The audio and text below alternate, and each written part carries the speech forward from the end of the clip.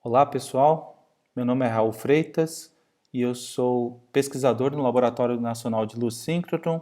Eu sou coordenador da linha Imbuia, que é a nova linha de infravermelho do Sirius, e eu estou aqui hoje para falar um pouco para vocês sobre imageamento com infravermelho, mais especificamente imagem espectral de infravermelho. Bom, antes de falar sobre a imagem com infravermelho em si, eu vou falar um pouco de contraste e o poder do contraste quando se fala em imagens.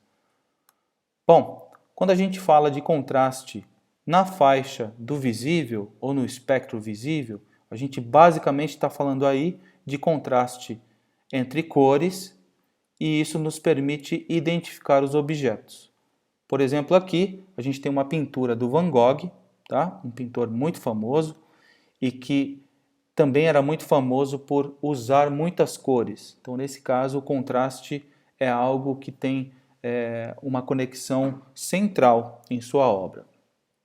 Bom, o que a gente vê aqui é uma composição de cores e que nos dá aí esse buquê de flores e rosas, né? Quando a gente olha com outros olhos, e nesse caso com olhos de raio-x, por exemplo, para essa obra, a gente tem um outro tipo de contraste. E nesse caso a gente está falando de um contraste químico, ou de elementos químicos dessa tela.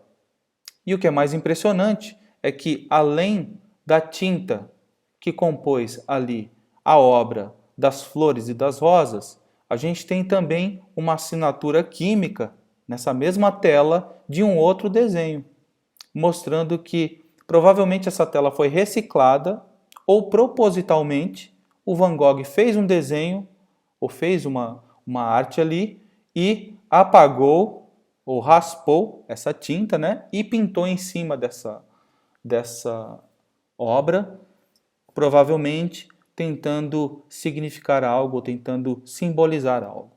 Bom, do ponto de vista da análise de raio-x, aqui foi usada uma técnica que vocês já aprenderam, que é a técnica de fluorescência de raio-x. Então, nesse caso, foi possível fazer uma imagem com um contraste em algum determinado elemento químico, ferro, silício, enfim.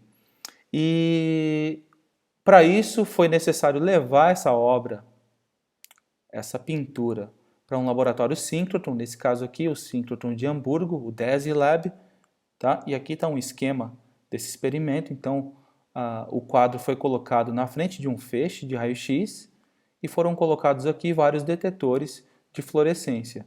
A amostra foi movimentada, ou foi varrida, né? E com isso foi possível montar uma imagem de fluorescência e, nesse caso, o contraste de fluorescência revelou uma nova obra.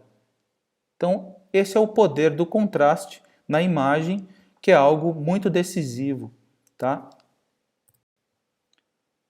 Bom, nesta aula eu vou me ater ao contraste de uma outra faixa espectral, que é a faixa de infravermelho, e o objetivo da aula é dar para você conceitos básicos da imagem de infravermelho, tanto em microescala, que seria a microscopia mais convencional, e como também na nanoescala, que é uma nova modalidade de imagem espectral que utiliza também ondas de infravermelho. Como sumário dessa aula, eu vou começar recapitulando alguns conceitos básicos de espectroscopia. Depois disso, eu vou apresentar a microscopia de infravermelho, que na verdade é uma extensão do conceito de espectroscopia. O que a gente faz é espectromicroscopia de infravermelho e também vou apresentar algumas aplicações. Depois disso, eu vou falar um pouco sobre ultramicroscopia de infravermelho. Então, como é que se vence o limite da difração, o que é o limite da difração. Neste caso também eu vou discursar um pouco.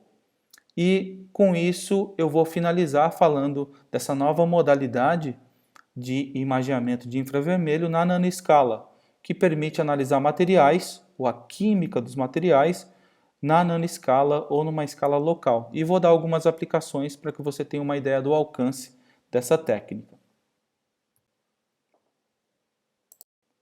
Bom, Recapitulando um pouco os conceitos de espectroscopia que vocês já viram nessa escola, é importante aqui a gente situar a faixa espectral que a gente vai abordar nessa palestra. Então a gente vai falar de infravermelho, que é uma faixa espectral ou faixa energética situada entre o visível e as microondas. Ainda dentro da faixa de infravermelho, a gente tem três faixas, as faixas ditas infravermelho próximo, que são esses comprimentos de onda utilizados em aplicações como controle remoto, sensores de posição, sensores de incêndio e assim vai. Já na faixa de infravermelho médio, a gente tem aplicações como instrumentos para análise de materiais. Então, basicamente, a espectroscopia mais comum de infravermelho está nessa faixa de infravermelho médio, tá? E também para alguns sensores de temperatura, como essa imagem que vocês estão vendo aqui, que já deve ter sido apresentada na palestra da Ingrid. Por final, temos a faixa de infravermelho distante, ou terahertz, e é nessa faixa que também se faz espectroscopia. No entanto, ao invés de se estudar os níveis vibracionais dos materiais, se estuda mais os níveis rotacionais dos materiais ou dos átomos ou das moléculas. Enfim. Falando agora de interação da radiação com a matéria, eu acredito que até então vocês estudaram nessa escola a interação de raio-x com a matéria. E aí a gente está falando de uma faixa de radiação, tá? De altas energias, que basicamente quando você vai para raios-x duros e perto de raios gama, você tem interação nuclear, tá? A radiação está basicamente interagindo com o núcleo dos átomos. Já quando você vai para a faixa de raio-x, a radiação interage com a nuvem eletrônica dos materiais, mas muito mais com elétrons ditos de caroço, elétrons mais profundos, dali da nuvem eletrônica dos materiais. Quando você vai para visível e ultravioleta, você também interage com a nuvem eletrônica dos materiais, você estuda propriedades eletrônicas dos materiais, no entanto, para esses elétrons de valência, os elétrons que estão nas camadas mais externas da eletrosfera. Nessa palestra a gente vai se ater a essa faixa de energia que aborda excitações vibracionais. Então a gente está falando aí de infravermelho médio, então a gente basicamente vai falar da interação com a matéria causando vibrações nas moléculas. E essas vibrações elas possuem modos específicos, como vocês já devem ter aprendido, e esses modos nos permitem identificar essas moléculas. E como que é feito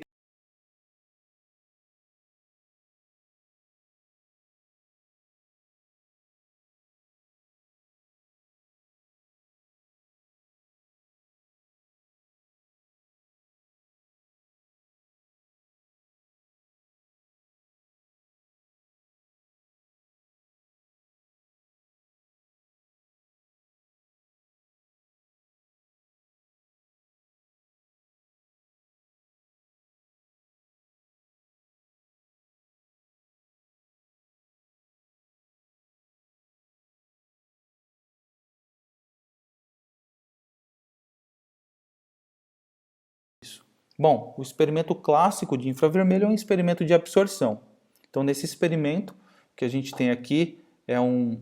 Deixa eu só pegar aqui. Ok. Então, nesse experimento que a gente tem é um feixe de infravermelho. Esse feixe interage com uma amostra e vai para um detetor.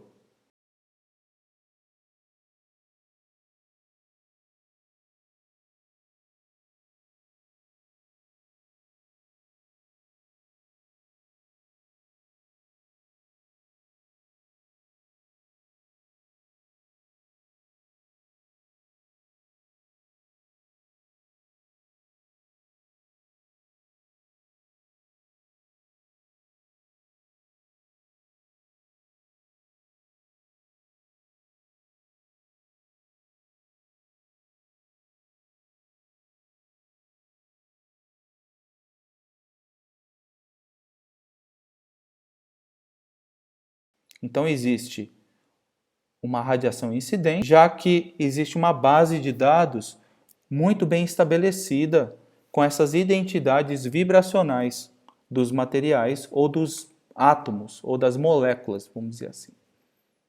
Bom, com isso a gente finaliza essa recapitulação e a gente agora vai abordar aspectos da microscopia de infravermelho e mais adiante nanoscopia de infravermelho.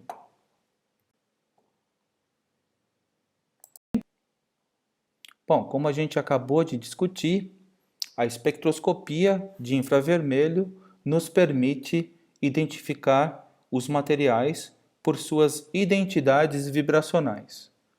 Bom, um clássico espectrômetro de infravermelho, ele possui uma fonte, ele possui um interferômetro e ele possui um detetor. Entre o interferômetro e o detetor, você tem um compartimento que é dito compartimento de amostras. Tá? Nesse caso, eu estou mostrando o que a gente chama de uma fonte térmica, tá? Que é uma espécie de lâmpada de infravermelho, e também mostro aqui o acelerador síncrotron, que também é uma fonte muito potente de infravermelho. Quando se compara o brilho dessas duas fontes, vocês já devem ter aprendido o que é brilho nesse ponto. Então, basicamente, é a densidade de fluxo que a gente leva até a amostra. O síncrotron é aproximadamente 1000 vezes mais brilhante do que uma fonte convencional. Bom, uma vez que essa radiação entra no interferômetro, tá? Então aqui tem um interferômetro de Michelson, então a gente tem aqui um beam splitter, então parte do feixe vai para um espelho de referência, que é um espelho que se movimenta, e parte vai para um espelho fixo. Essa radiação volta para o beam splitter, essa radiação também do braço de referência volta para o beam splitter, e esses dois feixes vão para a amostra e depois para o detetor.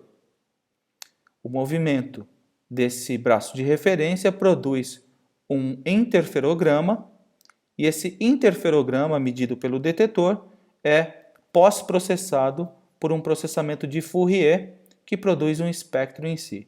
Então, esse é o básico encontrado em qualquer espectrômetro de infravermelho, tá? E nesse caso aqui a gente está mostrando o espectrômetro que vai ter na estação Imbuia Micro do Sirius, que vai acoplar radiação síncrotron a esse espectrômetro.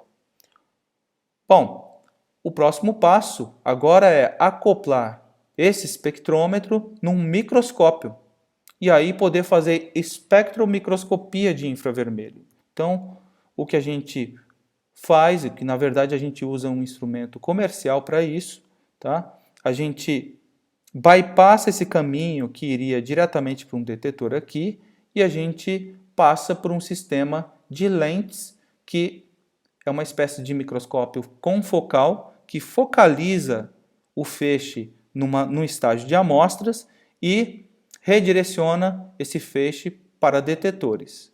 Então, nesse caso, também se usa o espectrômetro, os dois feixes que saem do espectrômetro passam pela amostra e vão para o detetor. Neste caso, a gente tem dois tipos de detetor. Um detetor tipo pontual, então ele tem um chip único, que é muito parecido com os detetores usados na espectroscopia convencional. E a gente tem também um detetor baseado numa grade ou num array de sensores, numa matriz de sensores, desculpe. E essa matriz de sensores permite que a gente construa imagens ditas hiperespectrais. Eu vou explicar um pouquinho o que é uma imagem hiperespectral mais adiante, mas basicamente quer dizer que a gente tem um espectro em cada pixel, e isso é feito de uma forma de campo cheio, então uma imagem de full field. Tá? Então quer dizer que a gente não precisa varrer a amostra para construir essa imagem. A gente simplesmente ilumina a amostra e todo esse campo de visão é reproduzido nessa matriz de sensores aqui, nesse detetor tipo FPA. FPA quer dizer Focal Plane Array. Uma visão mais realista de um microscópio de infravermelho, essa daqui.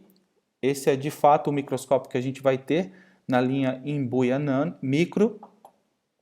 E aqui está o FPA, que é essa matriz de sensores, é uma espécie de CCD de infravermelho. Bom, aqui está a entrada do feixe vindo do espectrômetro, né? Ele passa por um estágio de amostras e depois vai para os detetores.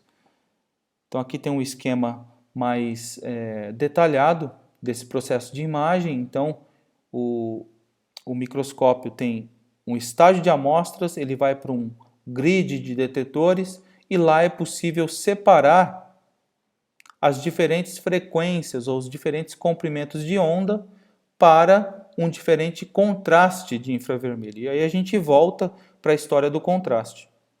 Então é assim que se faz microscopia de infravermelho. E agora eu vou explicar um pouquinho para vocês o que é uma imagem hiperespectral. Bom, quando a gente fala de uma imagem hiperespectral, isso quer dizer que a gente está lidando com um conjunto de dados onde cada canal ou cada pixel dessa imagem produz um conjunto de outros canais com outras propriedades ou com outras características. Nesse caso, no caso da imagem com o infravermelho, o que a gente tem é uma matriz espacial de pixels e cada pixel desse possui uma série de canais energéticos ou de comprimento de onda. Então, se eu pegar esse cubo, esse dito cubo hiperespectral, eu consigo fatiar esse cubo de forma a escolher diferentes frequências e mostrar o contraste para cada frequência. No caso do infravermelho, como cada frequência pode corresponder a um diferente modo de absorção, eu posso eventualmente fazer o contraste com seleção composicional do material. Então, um material que absorve mais CHs, ele pode estar distribuído mais no canto dessa imagem. Um material que absorve muito mais CN, por exemplo, pode estar em outra região e assim vai. Então eu consigo ter uma seleção química nessa imagem ou desse dado hiperespectral. Aqui está um exemplo de imagens feitas, são imagens hiperespectrais, mas feitas com fontes monocromáticas. Então nesse caso aqui é um exemplo com UV e IR, né? E nesse caso sintonizou-se, por exemplo, um laser ou passou-se uma radiação por um monocromador e fez-se a imagem com um comprimento de onda único. Então, nesse caso, cada imagem já é feita com a seleção de energia. Nesse outro caso aqui, que é mais parecido com o caso clássico de infravermelho, o que a gente tem é um espectro de banda larga, como vocês estão vendo aqui, né? E esse espectro de banda larga ele nos permite produzir uma imagem ou um cubo hiperespectral contínuo ao longo de todo o espectro. Então, nessa direção vertical aqui, o que a gente tem são esses canais de energia aqui. E a gente pode selecionar diferentes canais. Enfim, isso quer dizer que usando um detetor de área, que é o detetor que eu mostrei agora há pouco, que tem uma matriz de sensores, é possível ter esse tipo de imagem hiperespectral, adquirir esse tipo de imagem com imageamento de full field. Tá? Aqui está um exemplo prático disso. Então, foi analisado aqui um fragmento de tecido de cólon humano. Tá? Então, aqui é uma pesquisa voltada à área de câncer. Tá? E aqui a gente tem vários componentes desse tecido. Então, basicamente, a gente pode ter ali dentro lipídios, proteínas, DNA, carboidratos e água, por exemplo. E essa daqui é uma imagem clássica de microscopia no visível. E aqui a gente tem uma imagem, que é uma imagem de infravermelho, mas já com uma classificação de componentes. Então, o que a gente fez aqui, o que a gente não, né? O que esse grupo desse trabalho aqui fez foi tirar vários espectros em várias áreas desse tecido. Nesse caso, é uma imagem de full field, provavelmente usando um FPA, e desses vários espectros que foram tomados aqui, foi possível classificar conjuntos de espectros semelhantes e assim fazer uma análise de cluster para separar em grupos. E aí, esses grupos, eles equivalem à mesma composição química. É isso que quer dizer, tá? Quando você classifica.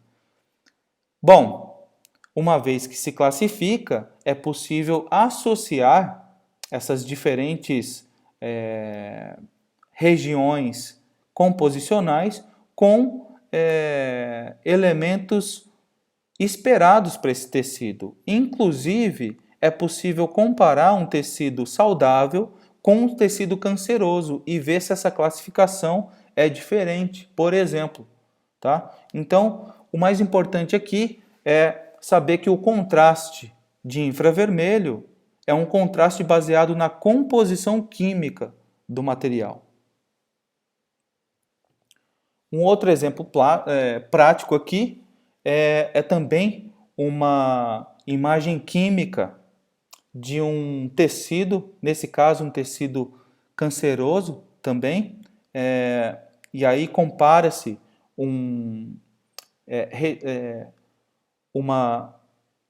corte de um tecido maligno e um tecido benigno, tá? Tudo isso baseado na histologia clássica, que é o médico o patologista que pega lá o tecido e analisa esse tecido. Então, de acordo com essa classificação, foi possível fazer um estudo aqui, não com contraste visível, mas com contraste de infravermelho e tentar associar essas regiões cancerosas com o contraste de infravermelho. E uma coisa bem importante aqui é que existe uma assinatura muito estabelecida sobre o espectro de infravermelho de materiais biológicos. Então, o que vocês estão vendo aqui é um clássico espectro de infravermelho de material biológico. Aqui, essa faixa que vocês estão vendo aqui é uma faixa dita a faixa de fingerprint de infravermelho, que é infravermelho médio, tá? E aqui é possível ver picos muito característicos dessa faixa de análise aqui quando se estuda materiais biológicos. Então, existem picos aqui associados a lipídios, outros picos associados a proteínas, por exemplo, esses dois picos aqui das amidas, inclusive esse pico da amida 1 permite analisar a estrutura secundária das proteínas também, DNA e também carboidratos. Então, com esse tipo de contraste, é possível aplicar em, talvez, complementaridade com técnicas clássicas de histologia, uma análise química, mas nesse caso sem marcadores, tendo em vista de que o contraste de infravermelho é um contraste natural do material. Ele traz ali um contraste dos modos vibracionais moleculares do material. Então não é possível, não é necessário aqui usar marcadores químicos, marcadores fluorescentes para poder identificar, por exemplo, regiões cancerosas. Então, nesse caso aqui, foi possível encontrar tecidos malignos nesses cortes histológicos, isso tudo baseado na classificação do infravermelho. Tá? Bom, dado que existe este contraste, que esse contraste de infravermelho nos permite estudar tecidos biológicos, por exemplo, e se quisermos aplicar isso numa escala mais reduzida? E se quisermos ver detalhes da matéria na nanoescala? Isso aqui é um caso clássico.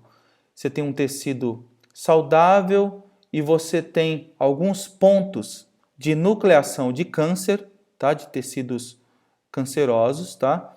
E uma coisa que acontece em alguns tipos de câncer é que são criadas pontes entre o tecido canceroso e os tecidos saudáveis.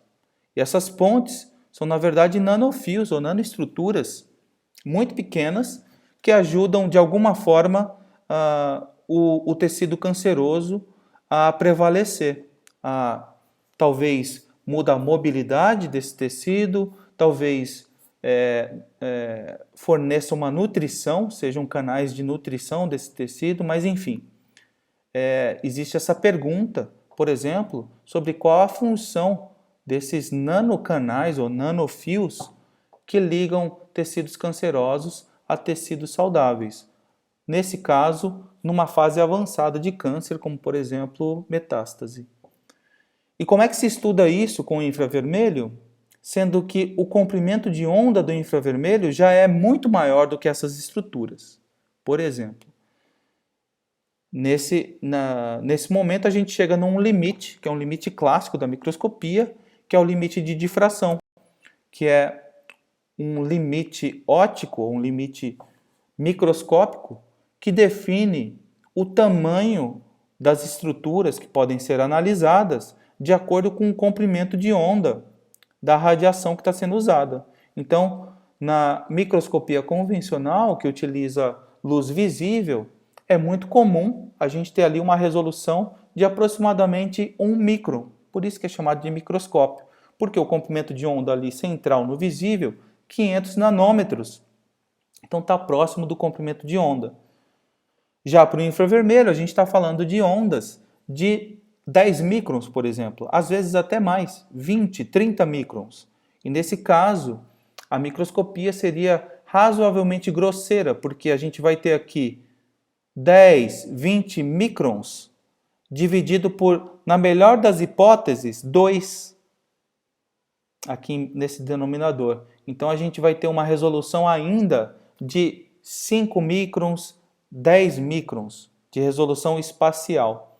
E isso acaba sendo limitante para alguns estudos, como esse estudo que eu acabei de citar, e para isso se faz necessário o uso de outras técnicas de microscopia, nesse caso de nanoscopia, para alcançar tal resolução espacial. E isso eu vou explicar agora.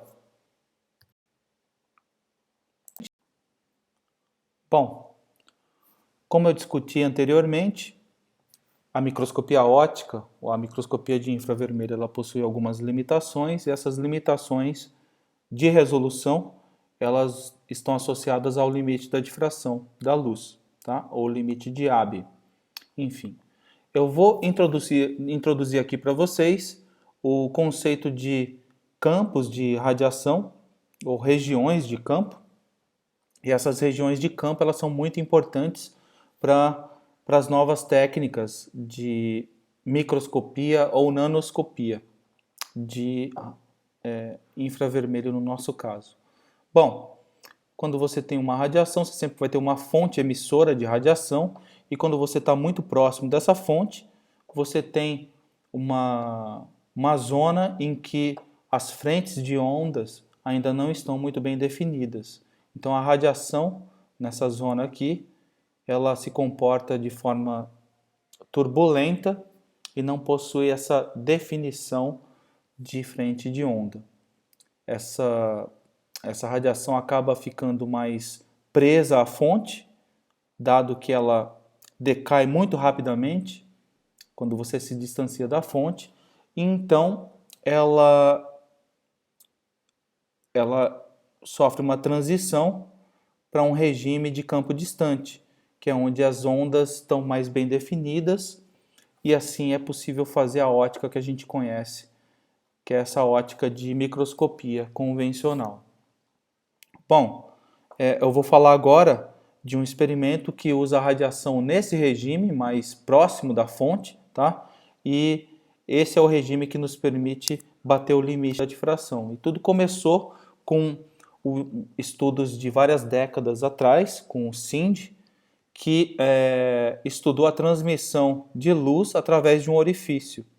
E notou-se que a partir de um determinado diâmetro de orifício, a luz não se transmitia mais com a mesma proporcionalidade da área do orifício. E estudou-se o que se acontece nessa proximidade do orifício, como é a forma desses campos, enfim. E foi aí que se começou a se vislumbrar o uso desse tipo de arranjo como sonda, dado que se a radiação não se propaga para o outro lado, mas ela fica presa aqui na proximidade do orifício, é possível então reduzir o orifício e criar sondas que são muito menores do que o comprimento de onda. Nesse regime, de fato, a transmissão ela é quase que totalmente aniquilada, tendo em vista de que a transmissão ela é inversamente proporcional ao comprimento de onda, com uma potência de 4, e diretamente proporcional ao tamanho da abertura, também numa potência de 4. Bom, a evolução disso são experimentos, um experimento chamado NSOM, ou SNOM, tá? Que quer dizer Scattering Near Field Optical Microscopy. Esse primeiro experimento ele é baseado em fibras ópticas, ou pontas, ou sondas baseadas em fibras ocas, tá? Onde a luz era guiada por dentro dessas fibras e esse pequeno orifício funciona como uma sonda. Como é uma sonda de campo próximo, porque a luz não se propaga, se faz necessário estar muito próximo do objeto a ser analisado. Esse é um tipo de sonda com abertura, tá? Uma sonda nanoscópica. E existe uma evolução dessa sonda que são os métodos baseados em nanoantenas. Então, nesse caso aqui, ao invés de guiar a radiação por dentro da sonda, aqui se ilumina um objeto metálico, esse objeto metálico funciona como uma antena, e aí campos são confinados no ápice dessa nanoantena, campos próximos também, são campos evanescentes, e quando a gente traz um objeto próximo dessa sonda, a gente tem a interação desses campos com o material. Então, aqui é um SNOM, quer dizer Scattering Type, Scanning Near Field Optical Microscopy. Bom, de fato, esse é o experimento que a gente utiliza para fazer nanoscopia com infravermelho. Então, numa visão mais realista aqui, o que a gente faz é iluminar com a radiação infravermelho, nesse caso síncrotron, uma ponta de AFM. Então, já vou explicar para vocês o que é um AFM, mas é uma ponta metálica muito pequena, tá? Que atua como uma antena. E aí esses campos que são confinados no ápice dessa antena, eles interagem com um determinado material. Como a gente varre esse material, é possível fazer uma imagem da interação desse campo de infravermelho com a superfície do material. Bom, só fazendo uma pequena digressão aqui, AFM quer dizer Atomic Force Microscopy, tá? E é uma microscopia de força atômica, e nesse caso uma ponta ela é utilizada como um perfilômetro na nano escala ou na escala atômica, tá? E é possível reconstruir a superfície de nanoestruturas via o contato dessa ponta com a superfície. Então, a ponta é capaz de detectar pequenas variações nesse relevo da amostra e com um scanner na amostra e um controlador do cantilever da ponta é possível reconstruir essa morfologia da superfície. Essa é uma técnica muito bem conhecida para análise morfológica de superfícies. Em geral, nesse caso aqui, um exemplo de uma nanoblenda de PMMA, que é um polímero com borracha, um látex. E aqui um exemplo de material bidimensional, então são essas nanopizzas de MOS2 com grafeno, tá? Que são folhas atômicas ali desses materiais, grafeno, uma folha atômica de carbono, né?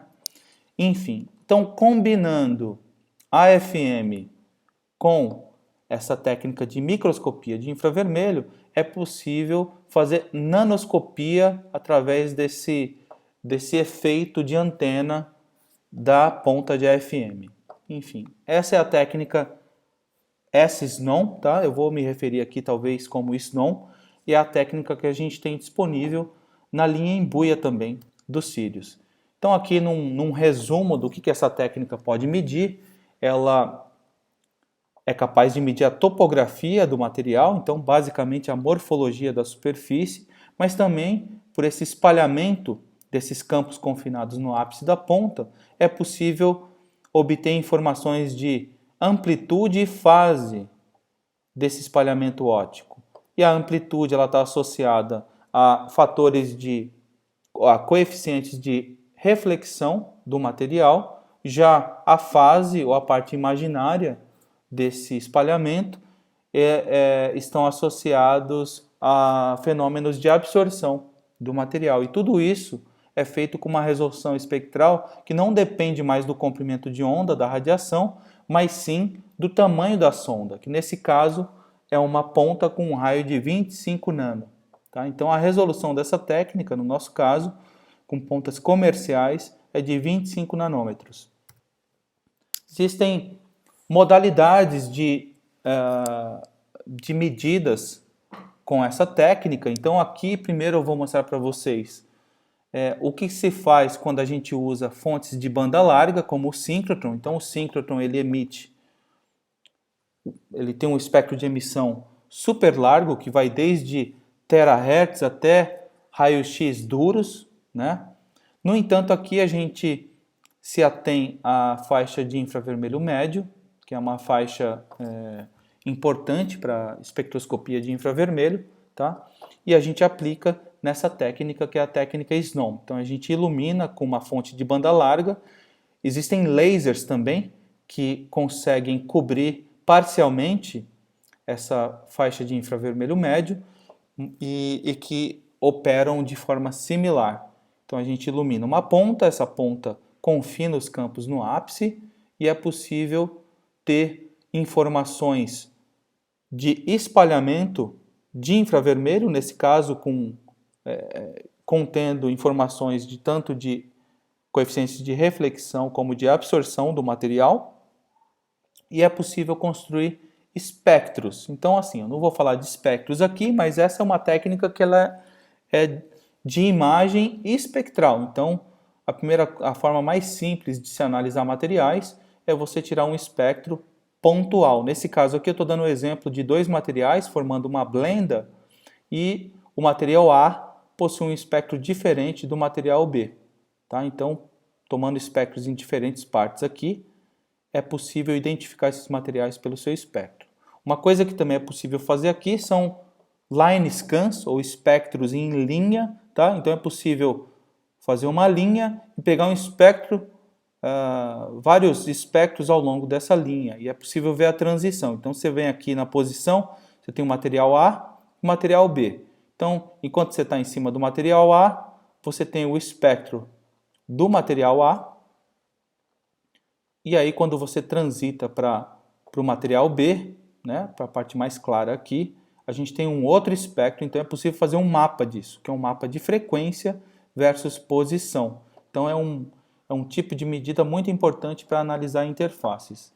E aqui, por final, um conceito que eu já apresentei para vocês, que é o conceito de imagem hiperespectral, nesse caso na nanoescala. Então com 25 nano de resolução, é possível fazer a varredura aqui em diversas partes da amostra e ter aí uma matriz de espectros. Tá? E aí cada ponto desse possui um espectro completo, né? Esse é o cubo hiperespectral, e é possível, por exemplo, selecionar faixas ou picos específicos aqui que revelam o material que é ressonante com esse pico. Então, nesse caso aqui, por exemplo, aqui a gente está vendo um contraste e aqui o contraste invertido, porque justamente eu escolhi aqui como exemplo pegar picos que são específicos dos dois materiais. Bom, Bom, enfim, essas são as formas de medir com uma fonte de banda larga. Agora, eu vou dar o exemplo para vocês como é que se mede usando uma fonte sintonizável. Então, nesse caso aqui, não se constrói um espectro por pixel, mas sintoniza-se a fonte na emissão de um comprimento de onda único, tá? E com isso, com a varredura, é possível reconstruir amplitude e fase para um determinado comprimento de onda. Nesse caso aqui, é o exemplo é um contraste invertido, como eu mostrei anteriormente, e é um caso onde sintonizou-se num pico do material A, então obviamente a parte mais brilhante é do material A, tá? Como esses materiais estão coexistindo aqui, quando eu sintonizo no material B, eu vou inverter esse contraste, tá? Então é uma medida dita dispersiva, tá? Então é possível sintonizar a fonte e fazer a varredura com essa radiação monocromática. Exemplos de aplicação, então aqui está o estudo de complexos de proteínas ou nanocomplexos de proteínas, né? Nesse caso um vírus e algumas moléculas, nesse caso de ferritin, tá? E aqui é possível, por exemplo, comparar a resposta de proteínas com a resposta de lipídios desse vírus, né? Um tobacovírus. E nesse caso, aqui a gente tem o espectro de banda larga, tá? Mostrando aqui os dois picos das amidas. O pico da amida 1 é um pico associado a proteínas desses materiais, então está aqui em 1655, por ali, 1660. E quando se sintoniza o laser nessa frequência, obviamente a gente tem aqui um contraste bem forte que se associa muito bem com o contraste de morfologia, né? Aqui é só a altura e aqui é a resposta em fase, logo absorção, tá? Do Snow. E quando a gente sintoniza em 1720, que é aqui, por aqui, não se tem uma resposta muito reveladora. Isso quer dizer que o teor de proteína é predominante comparado ao teor de lipídios nesse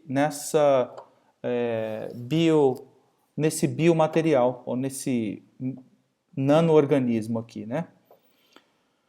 Bom, o mesmo acontece aqui, quando se sintoniza no pico das proteínas, se revela aqui esses dois picos, tá? Esses dois pontos de ferritin, dessa molécula super pequena aqui, né? 12 nanômetros, esses aglomerados de proteínas, né? E, enfim, é assim que se aplica a técnica no imageamento de estruturas de acordo com sua composição, tá? Então, uma coisa importante aqui, quando se compara o espectro de nano-FTIR, que na verdade é o Snow, quando utiliza uma fonte de banda larga, como eu mostrei anteriormente, é possível ver uma correlação muito forte com o espectro clássico de FTIR e incidência rasante. Então isso valida muito bem a técnica do ponto de vista da sensibilidade espectral. Aqui mais um exemplo também com complexos, são nanoestruturas com vírus e com nanofios de insulina, tá? Então aqui, pela morfologia, não é possível identificar muito bem essas estruturas. No entanto, quando a gente faz a imagem química em diferentes comprimentos de onda, é possível ver que esse bastão aqui tem uma resposta muito diferente dos outros, e isso quer dizer que ele pode eventualmente ser um complexo mais relacionado aos vírus do que à insulina. Então, esse é um exemplo de como como a sintonia em diferentes picos aqui pode revelar diferentes estruturas, não por sua morfologia, mas sim por sua resposta química. Tá? Mudando agora de tema, um tema muito explorado também com essa técnica é o tema de nanofotônica, que é o confinamento de luz na nanoscala. E para isso, materiais bidimensionais como grafeno e outros de sua família, que são esses materiais baseados em uma camada atômica única, têm sido extremamente explorados nessa área de nanofotônica. Então aqui eu vou dar o exemplo de um material chamado nitreto de boro hexagonal, tá? Que é um material que suporta os ditos polaritons. Então polaritons são quase partículas híbridas baseadas em luz e alguma ressonância da matéria. Então quando você tem um metal, você tem lá elétrons livres, e quando a luz se acopla a esse metal, você tem uma oscilação coletiva desses elétrons, formando plasmons. Então esses plasmons polaritons é quando você acopla a luz a essas oscilações coletivas dos elétrons, e essa estrutura híbrida ela passa a ser uma estrutura que é diferente da onda livre e também é diferente dos elétrons livres ali, simplesmente se movimentando termicamente. Tá? E o mesmo acontece com fônons, excitons e assim vai. Então existem fônons polaritons, exciton polaritons e assim vai. Então o nitreto de boro é um material que suporta fônons polaritons, tá? E é um material que tem sido pensado estrategicamente para a nanofotônica de infravermelho médio, porque justamente ele suporta essas ondas de fônons polaritons na faixa de infravermelho médio. Então, como você está vendo aqui, deixa eu só voltar aqui. Ok. Bom, tendo em vista isso, é possível se pensar em dispositivos em que a gente manipula a luz na nanoscala. Então, esse aqui é um exemplo de um estudo do nosso grupo, em que a gente pegou um floco de nitreto de boro hexagonal e a gente montou numa estrutura que é um dispositivo elétrico, em que a gente consegue aplicar uma tensão entre contatos e também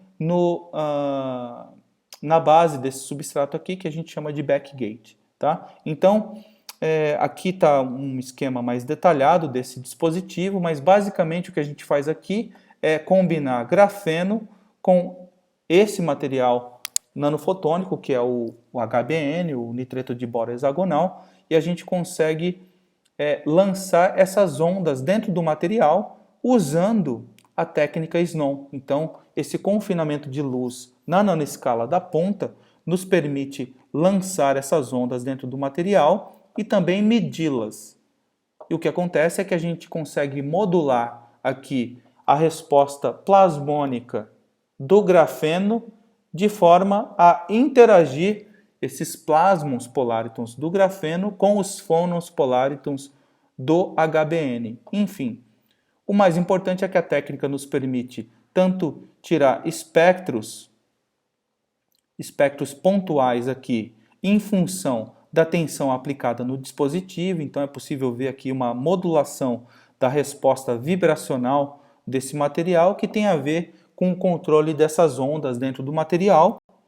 Ou também é possível se fazer imagens como line scans, que eu expliquei para vocês anteriormente. Então o que a gente faz é pega uma série de espectros ao longo de uma linha, tá? E a gente monta esse mapa aqui, que é um mapa de frequência, né? Número de onda versus distância. Então, para cada ponto desse aqui, a gente tem um espectro. E a gente consegue ver que à medida que a gente chega perto da borda do BN, a gente tem o que a gente chama de uma dispersão aqui dessa banda de fônons, tá?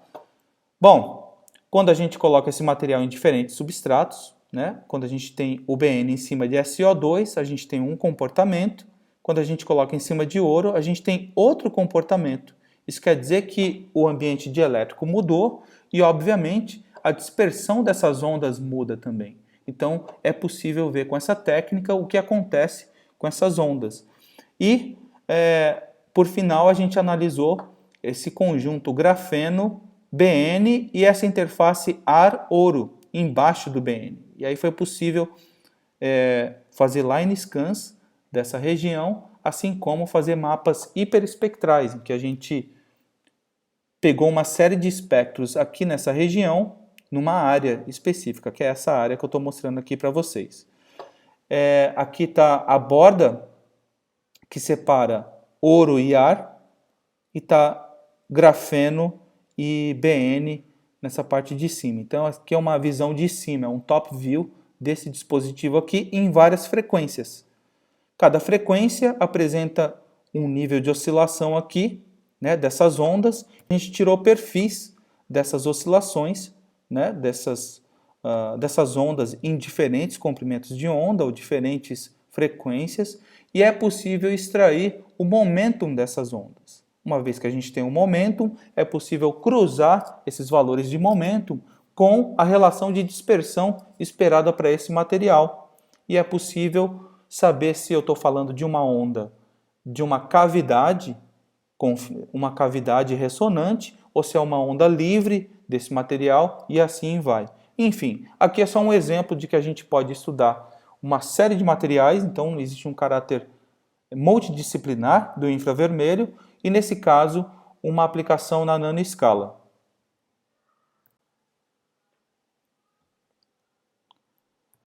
Bom, como resumo de nossa aula, eu mostrei para vocês que a microscopia de infravermelho é uma extensão da espectroscopia. Então, o que a gente faz é pegar um arranjo espectroscópico e monta num arranjo de microscopia.